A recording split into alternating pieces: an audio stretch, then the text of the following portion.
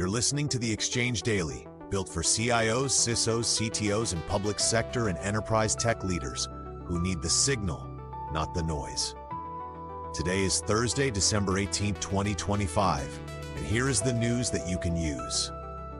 We're tracking a funding and governance moment for the Technology Modernization Fund, a federal push to modernize the air traffic control backbone, and a new wave of state AI infrastructure bets. We'll also hit a proposal for shared programmable cloud labs and a North Carolina move to rebuild the state's digital front door. Let's get into it. First up, the Technology Modernization Fund is back on the edge of an authority cliff, and Congress is pushing a reauthorization and reform package that would reshape how the fund is governed. The operational risk is that agencies can keep executing existing TMF work, but the fund can't approve new investments if authority lapses, which turns modernization roadmaps into a stop-and-go exercise. The proposal also leans into accountability, including a federal legacy IT inventory concept that would make prioritization more visible. If TMF is in your plan, map your dependencies and prepare a bridge strategy now. In related news, a bipartisan proposal called the National Programmable Cloud Laboratories Network Act aims to create shared programmable cloud labs that government, academia, and partners can use for research and testing.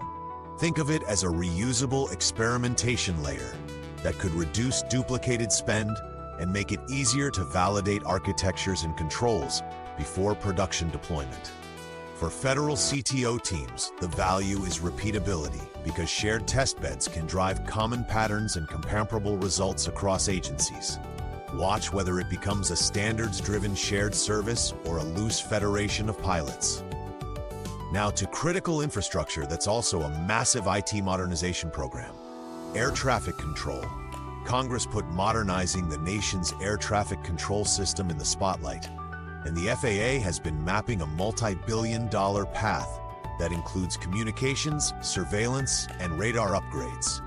For technology leaders, this is a reminder that modernization isn't only cloud apps and portals, it's nationwide telecom and real-time systems with high availability expectations and low tolerance for failure.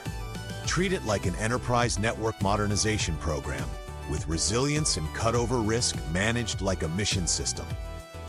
Turning to the states, New Jersey is putting real money behind an AI infrastructure narrative with a $20 million AI Hub Fund connected to its broader AI Hub effort with CoreWeave. The headline is funding, but the deeper story is how states are bundling compute access, startup support, and workforce into one competitiveness stack. For state CIOs and public sector innovators, this is a playbook you can study for public-private partnership design, including eligibility rules, guardrails, and outcome measurement. If you're copying this model, bake in transparency and public value measures from day one.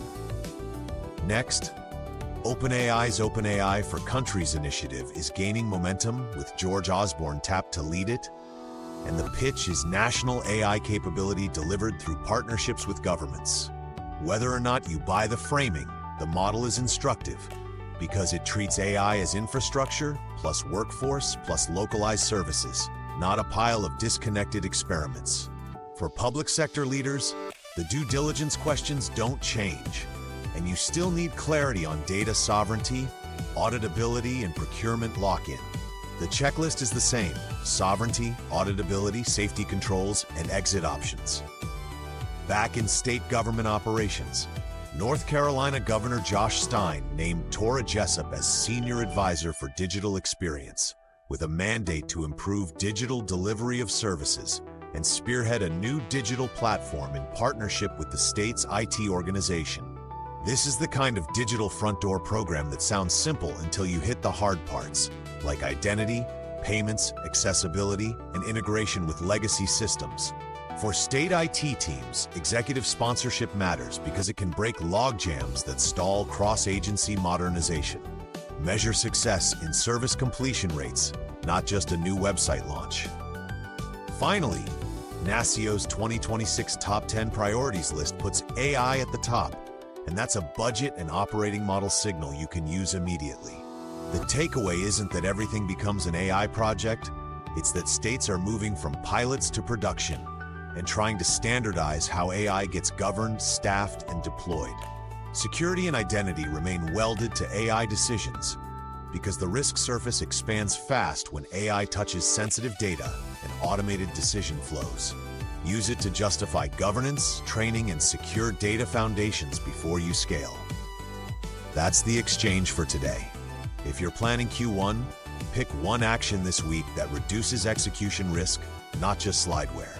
Keep it practical, keep it verified, and tie every initiative to outcomes people can feel. Thanks for listening to today's Exchange Daily. We'll talk tomorrow.